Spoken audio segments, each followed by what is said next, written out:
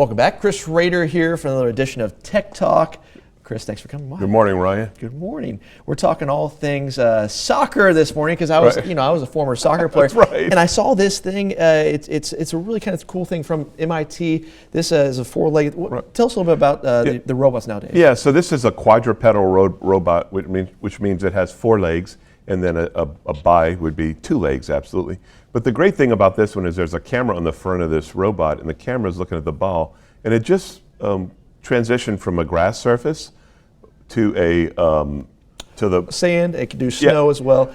So this next one up here is actually the Robo Cup. I pulled this. This is last year's final, which is these things are pretty impressive. They're scoring goals all left and right, like right there. It's amazing. It's amazing that these robots can do this. I mean, we as humans process a lot of information, and when you think of a self-driving car, it's processing a lot of information, and it's proven that self-driven car, without any flaws in the programming, to be clear, is actually safer than a human. Wow. But to think that these robots, I mean, look at this.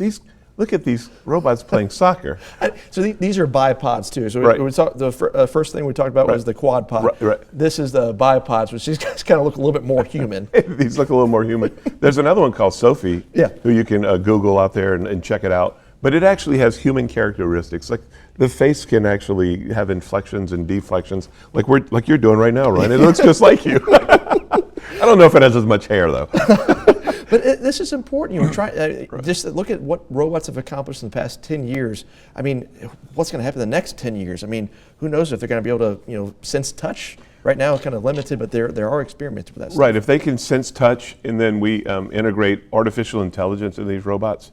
We had a drone clean the top of the Cajun Dome with soap, right? So no one climbed to the top of the Cajun Dome. We cleaned it with a drone. But can you imagine these doing disaster relief?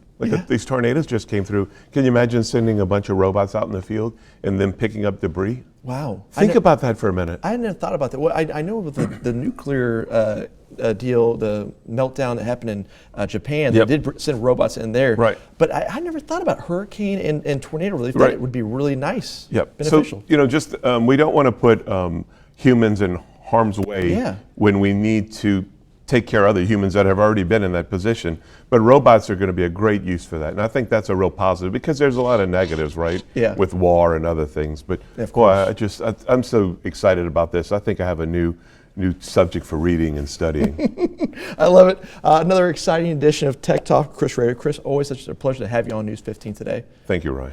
All right, we're going to kick it over to Adam Olivier. Adam, can you believe they washed the Cajun Dome with a drone? Yeah, we actually saw it a few times because we have our News 15 tower camera that was watching that. But in the meantime, we're looking at I-10 and I-49 where the traffic is moving along. We're going to be looking for some changes in your forecast. That in 2 minutes.